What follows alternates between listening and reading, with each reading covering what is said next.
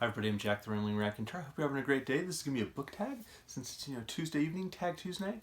And it's going to be the book addiction tag, originally adapted for YouTube by Stephs Romance Book Talk. And I was kindly tagged by Yasmin to the Lit House, so I'll link their channels in the description box below. And let's get started. Prompt 1 is, what is the longest amount of time you can comfortably go without picking up a book? And I think comfortably is the important word there. If it was arms and shoulders day at the gym, it's going to be uncomfortable to pick up a book, particularly if it's, a heavier tome like Victor Hugo or something like that. But jesting aside, usually about 20, I would say like 28 hours is the outside. I do most of my reading at night, so it's possible I would stop reading earlier one evening and then pick up a little bit later than that the next night. And so a little bit longer than 24 hours, but I read pretty much every day. I can't remember the last time I went through a day where I didn't read at all. Even if it's a busy day, I'll sit and read a single short story or an essay or article or some poetry just to kind of divert my mind a little bit. Prompt 2, how many books do you physically carry on your person at any one time? Well, I always have at least one. If I'm at work, it'll just be in my bag, or I'll leave it, in the car if I'm going somewhere. And that's been a habit since I was at least a teenager. I ran cross country in high school. My brother played football, North American tackle football.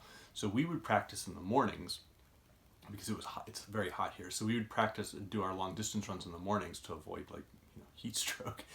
And then I would have to wait 2-3 hours after school for his practices to finish. So I'd do my homework and then I would just sit and read.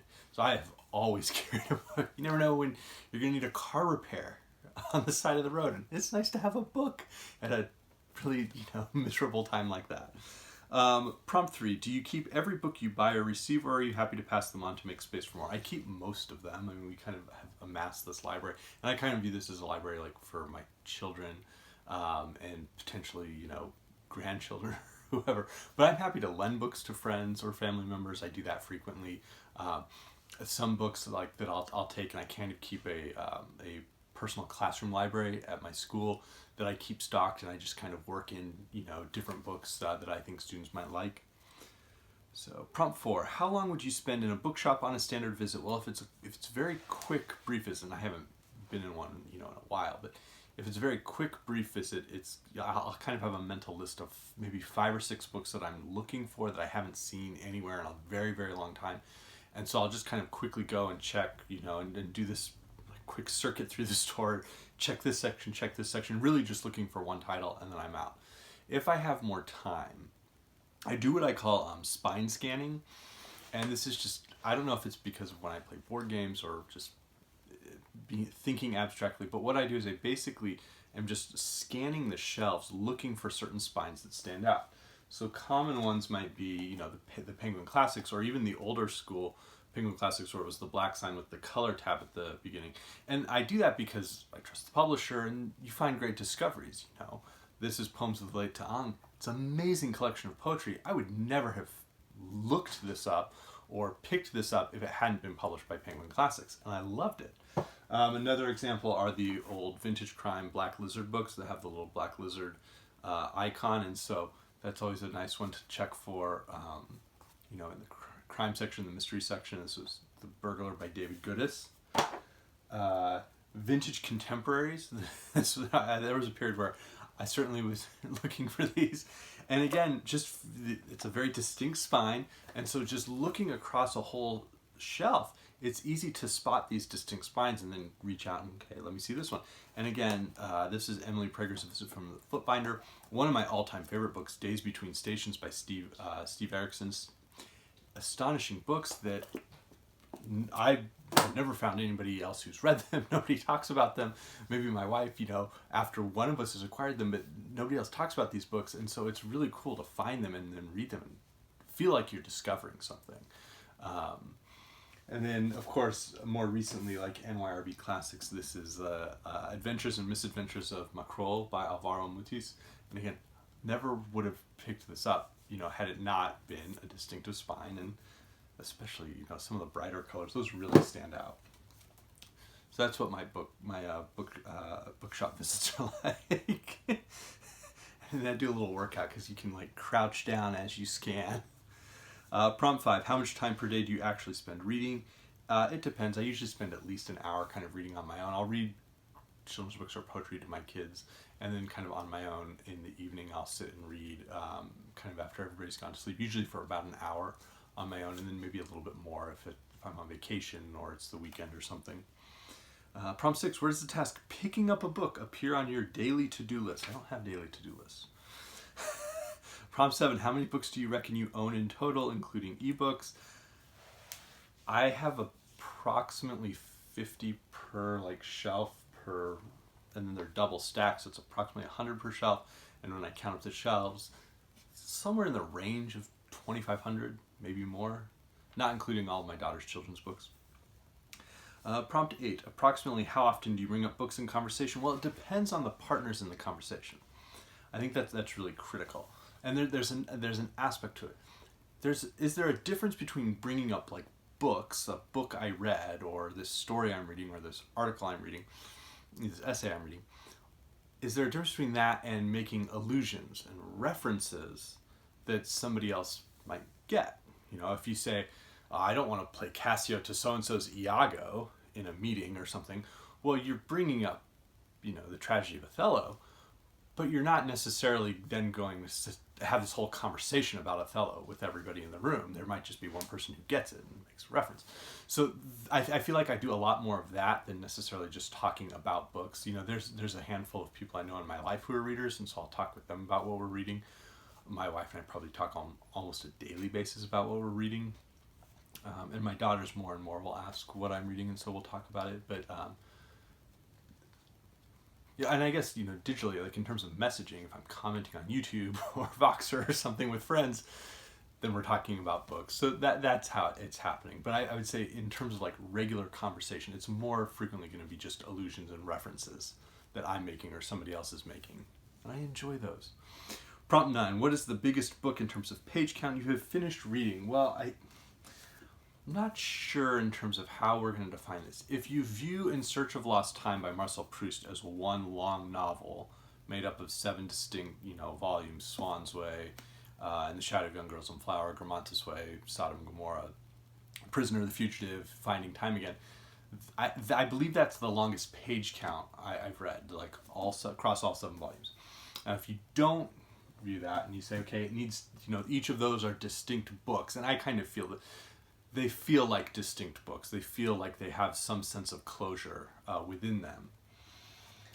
Then maybe you would argue that the full Decline and Fall of the Roman Empire by Edward Gibbon, which is about the same page count, they're both, 3,000-ish pages, then maybe that would count. But if you're talking just one physical book that is bound into a single volume, I believe for me it's Les Misérables by Victor Hugo. I know a lot of people who love to, swill some haterade before they talk about this book, but I love this book. I think it's amazing, and I will stand by that. Particularly since I can stand behind it, it will shade me from the sun. Prompt 10, is there a book you had to get your hands on against all odds? You searched bookstores, online digging, stalked an author, which I've never done, etc. I try to be a patient person. I really do try to be a patient person. I have a running note on my phone that is 6 years old at this point, almost 6 years old at this point. In June it will be 6 years old as a note that just has books to keep an eye out for. And some books have stayed on that list. They've been on there since 2015. Other books, aren't on there for very long, but 2 that were on there for a very long time, and I finally found them physical copies in bookstores. One was the British crime novel He Died with His Eyes Open by Raymond, and another was the great surfer crime novel Tapping the Source by Nunn. This was a loose the film Point Break is loosely adapted from this book. But another great one was the number of years it took me to finally find a copy of Dangerous Visions by Harlan, edited by Harlan Ellison, just great science fiction, and I just found this last year. So those were really fun.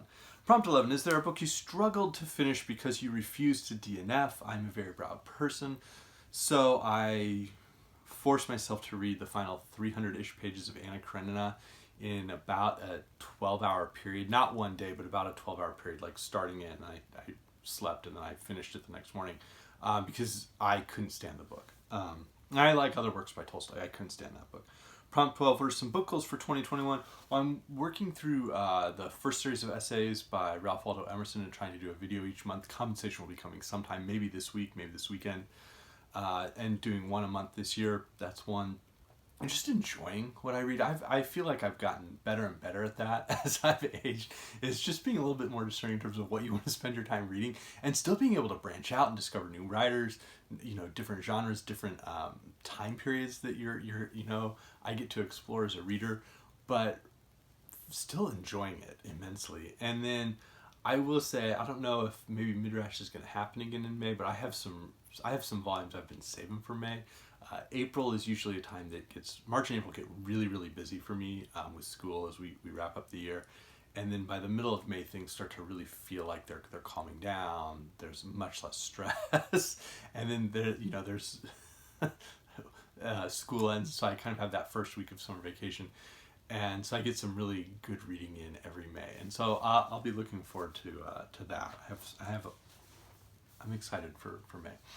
Prompt 13, have you ever had the privilege of converting someone into a reader either by inspiration or incessant nagging? I certainly try not to be a nagger or a whiner. I would say probably, I don't want to claim credit for any of that. My brothers and sisters all read, but our parents read. And I think, and our grandparents were all readers. And I think that's where that comes from. That's not me. I'm fortunate that my parents read. My wife is a reader. She was a reader before she met me. We became friends because we were both readers in college. I would say the only two people I could even remotely claim that for are our daughters, and that's just as much my wife and my father-in-law and my mom and the people around them who read to them and read with them, and they see reading, and so they just realize that that's just something that we do and that it's enjoyable. So again, not solely mine. Prompt 14, describe what books mean to you in 5 words. Well, imagination. And then the next 4 are all going to be associated with light. Illumination, they illuminate the world for me. Reflection, in terms of seeing something, reading something, finding an idea in a book that you really just want to keep. It's like, yes, that's it. I'm going to reflect that like in my own thoughts and mind and in my life. Refraction, and I think that's a little bit different. That's where we're taking something in from a book, but we change it through our own unique experiences, filter it through our own mind, really shift it in some way through the idea, entering into our mind and wrestling with it. And I view that distinct from reflection.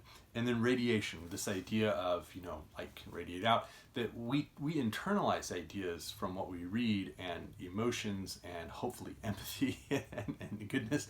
And then we can radiate that out just in our words, in our interactions, in the empathy we can have for others, and hopefully, in our actions in general.